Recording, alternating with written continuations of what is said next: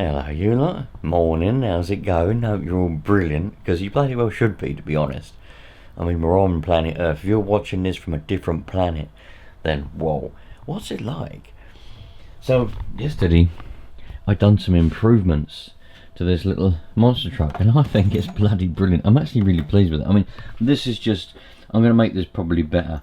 I just wanted to get the idea out there, because obviously everything to do with this is aimed at beginners, and I thought that might be a little idea that I could do.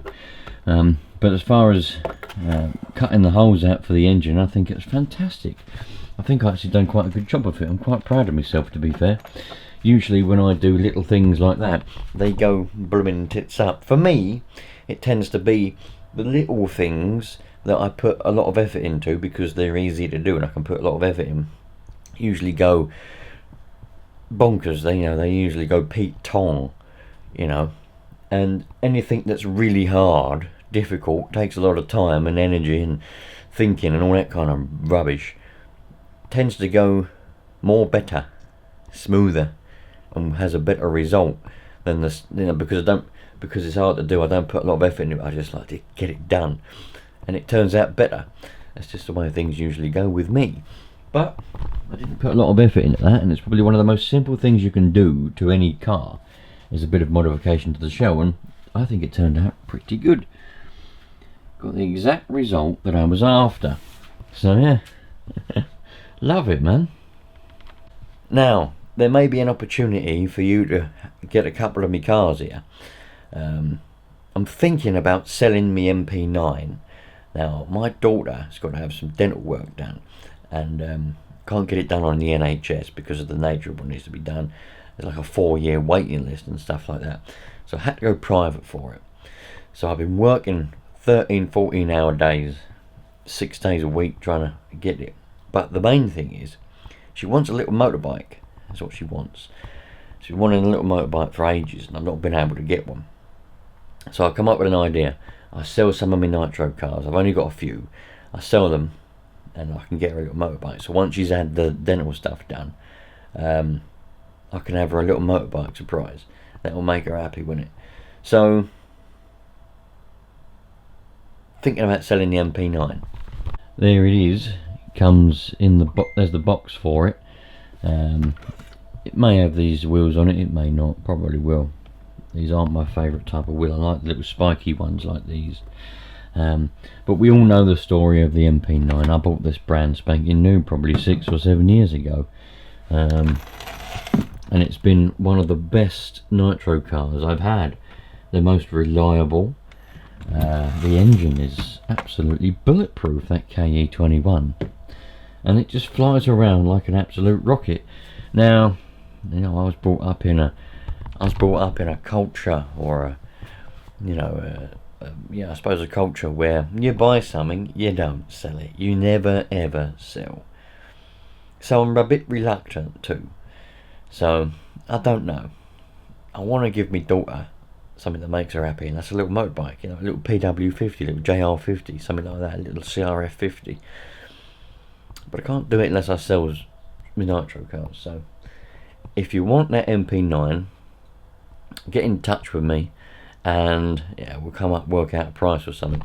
Might get rid of this as well. Didn't really want to sell this. This is a Mugen Truggy with a Reds engine in it that I've been playing around with, and it is an absolute beast. That may have to go as well to fund the little motorbike. Yeah, so interesting.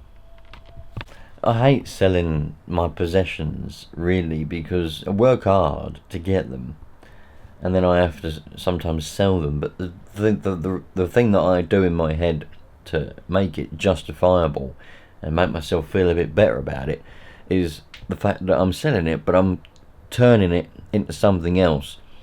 I'm not just selling it and losing the money, am I? I'm investing that in something else for my daughter, so it makes me feel a bit better about it. But it's just the way that we are. You buy something, you work hard, you buy something, you don't sell it, you keep it, you look after it, you keep it, and then you pass it down to generations. You pass it down to your kids, things like that. There's a lot of things in my family that have been passed down, tools, all sorts of stuff that's just been passed down because that's the way it is. But it is what it is. Sometimes you got to do what you got to do. Got a lot of things I need to be doing really, both in just general life, but also to do with these videos. But also I've got a Savage I've got to run in for a channel member. They sent me down there, Savage. I've got a new engine in it that needs to be running, so I need to do that sometime soon. But I really want to take this thing out for another run. I think this is fantastic. Now, I heard on the grapevine that Serious RC, which was the shop that I bought that from, they don't sell them anymore. Apparently, don't know if this is true, but I heard from a subscriber that said to me they bought the last one. And I said, what do you mean, bought the last one? They said, well, there was 2 left. You had one, I had the other. Now they've run out of stock. They don't sell them anymore. They've gone to another brand. So they're selling a different brand. I don't know what they are. I might have to try and get one of them after I've done all this stuff with the daughter's teeth and motorbike and everything. I'll see if I can get hold of one of them. See, my kids can get more of enjoyment out of what they want, and that's a little motorbike. That isn't for them, so that's priority for me. But once that's all out of the way, I might see if I can get hold of whatever it is they sell now. And because this is fantastic. It's a shame that wheel spin models and things like that don't sell these. Well, they might do. I've just not come across them yet. Perhaps I should go and do a proper search, HSP, and see what happens. But I'm going to put this in the bag. This is a little bag I've got. Pretty worn out, but it's perfect actually for putting that car in. It fits in there perfectly. None of the other cars are really fit in here, but this little 1/10 fits in there absolutely mint. So I'm going to put that in the bag and just leave it there. The battery's charged up, everything's ready to rock and roll. So if I get a spare 10 or 15 minutes in the next coming days, I can literally just pick the bag up and away we go. I do like a little bit of organisation, yeah, and if I can get things ready to go, if I get the spare time, I can just go. I don't need to think to myself, well, I've got 10 minutes, 15 minutes spare, right, and then I've got to spend 10 or 15 minutes getting everything ready. I've run out of time, haven't I? Whereas if I do everything then, before, 10 minutes spare, pick up a bag, off we go, 10 minutes playing around. Something terrible's happened. This morning, right? The best time, and you have to check with your energy provider, whoever it is you buy your electric and gas from, but they say when it's off peak. I don't really understand really, because if everybody uses off peak electric, then surely that will become peak because everyone's using it. Anyway, it doesn't matter. And at the moment, our off peak where the electric is cheapest is in the morning, about between 10 o'clock at night and 4 o'clock in the morning. So I do the washing and everything at about 1 o'clock. That way you get cheaper electric. So I've done all the washing and everything, towels, things like that, which I do every month. Put it out on the washing line, and didn't realise it, but it rained, didn't it? So now we've got no towels, so I've had to put them in the blooming tumble dryer. And it's just gone 7:30 in the morning now, so we're not in off peak anymore, which is a bit annoying, but it is what it is, and life is what it is, so we just carry on with it. So you've got the tumble dryer whirring around in the background, but that's alright. Let's see what else I can find to sell. By the way, tumble dryers should only be used for emergencies. Yeah, they're an extremely expensive way of drying your clothes. Yeah, we have one because years ago, AO, they did a thing where you could apply to become a reviewer, and they give you free things. I got a microwave oven thing, I got a dishwasher, a tumble dryer, surround sound speakers for the living room. They used to give you them for free, and then in return you just review them. And they stopped doing that now. Anyway, that's how we ended up with the tumble dryer. But it's bloody expensive to run, so it's emergencies only. Yeah. Look at this little model of an engine. I got this years ago when I was a young kid, probably for Christmas or something.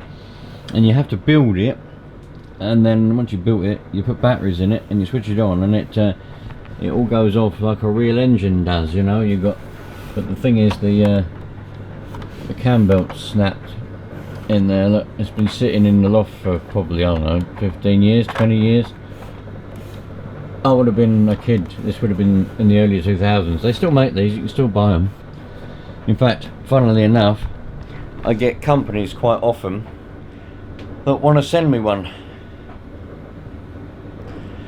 My inbox is full of people that want to send me stuff in exchange for reviews, but the trouble is I don't do Amazon things. I don't do none of that. I'm not interested in any of that kind of stuff.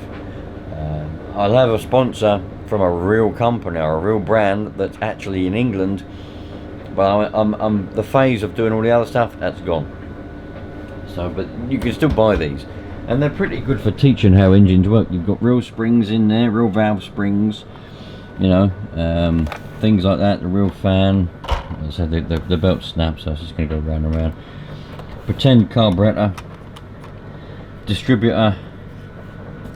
There's the electric motor that turns it. Real old dipstick. Exhaust manifold, it doesn't go anywhere. Spark plugs, they light up when it's firing in the right order. Yeah. Interesting, man, very interesting.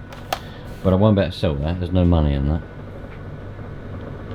Right, this is the next thing I need to get onto then. This is channel members sent to me because they wanted me to run it in. I'm not sure the reason why they wanted me to run it in.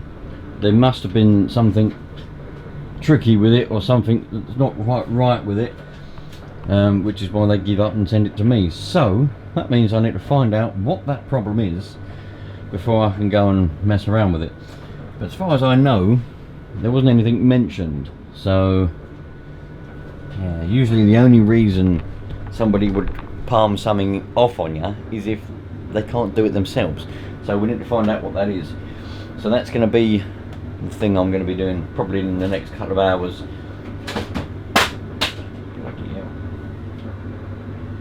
Might be able to. That's just stuff falling over everywhere. Hopefully tomorrow I'll have a few hours spare, so I'll be able to go and run this in, get this done and dusted. But it's yeah, well tricked up, as someone said. I think that's an American phrase, isn't it? Tricked up. That's tricked up, dude. That's what you got to say, isn't it? Tricked up, man. Yeah, it's got a hole in the top there, so you can stick your glow starter in. Has it got a pull start or roto start? That's a good question. I don't know. Let's take the shell off and find out. Alright. Ah, it's got a pull start on it. Maybe it had a roto start on it with the old engine, because there's no, that hole's not big enough to get the pull start, is it? So perhaps it had a roto start on the old engine and the hole was just put the glow plug starter in, you know. Anyway, yeah, so I think we've got everything we need. The battery's charged up. I've stuck my air filter on there off the B3 just for now, because it didn't have an air filter with it, and I haven't got any others that would fit unless I take one off of the Savage, but I don't want to be nicking parts off things. And that air filter, because the B3 is sitting up there, because I sold the buggy to a friend of mine. I think he's going to do some kind of race build with it and go and do some racing. I'm not really sure. That was an S-Works S35-4, not sure. Anyway, he wanted the buggy, and I said, but his budget didn't really stretch, and I said, oh, I'll sell it to you without the engine then. So he had all the servos, he had everything. I just literally took the engine out. So I kept my B3, which is a brilliant engine, fantastic engine, love that engine. Nova are the bollocks. Anyway, going off the thing there, going on a bit of a tangent. That was sitting there, the air filter was sitting there, so I put that on there. And I think we're ready to rock and roll. I might just fire it up on the bench later on, just to make sure that engine does run, because there's obviously something not right with it. No, I'm not sure what it is. We have got some wires flapping around, don't know what they go to. I think it might have had some sort of remote electric start on it at some point, which it hasn't got anymore. There's that glow plug, which is very carefully mounted there. It's obviously there for a reason, don't know what it is, but that goes off up to there with a paper clip on the end of it, or an old R clip that's been molested. I reckon that is meant to go down onto the glow plug. Probably supposed to go down onto the glow plug, so you can stick your glow starter on the end of that. That then obviously goes down to the glow plug and lights the glow plug. That's probably what that's all about, but that doesn't work anymore because it's not connected. Now I'm not going to connect it, I'm just going to put the glow starter on the top of the engine and fire it up and run the engine in and be having it done that way. We're getting there, we're getting there. I love it when things just start to slot together, you know what I mean? I suppose one of the things about doing this much stuff to one of your cars is it does make it a lot heavier than it was before, which in my opinion is a good thing, because if you've got weight, you've got stability. That's going to be planted on the ground, you know, it's not going to be flapping around. The thing is, if something's light, it's going to want to fall over more often because it's not got gravity pulling it to the floor. This thing is a hell of a lot heavier than just an ordinary Savage. So yeah, it's got weight on its side. It's going to be planted on the ground and it probably won't flip over. The suspension's a bit high for my liking, but obviously it's not my car, so it's nothing to do with me. I'd have that pretty planted if it was me. Some people have said about the twin exhaust, you know. I don't know what the twin exhaust, you know. I remember back in the day, they'd say the twin exhaust ain't worth it. But I suppose it's not all about performance, is it? It's about aesthetics and what you like to be aesthetically pleased. Well, if you like that, brilliant, you know. So we'll have to see what that sounds like and, you know, how it does perform. But I'm quite excited actually to run it up and see what it sounds like and what it goes like. I do understand that this engine has never been ran. I do believe that's the situation. It's never been ran, brand new. So we literally have got to do a full running on it. If anybody's interested in the Airstreak 500 that come from Japan, if anyone's interested, it's brand new. It's not been on the water yet. I started it once on the bench. If anyone's interested in that, then let me know, because I may get rid of that in order to fund the things I need to fund. I imported that from Japan because I couldn't find one in England, and that one happened to come up from a person that I know in Japan that has a lot of model cars and other things that you just don't find in England. Japan is a brilliant place. I've never been there, but I know people there, and yeah, it's a fantastic place to find things. I've had some radio gear from Japan, microphones, radios, and things like that in the past. Don't do radios anymore. My life doesn't stretch to that kind of time anymore.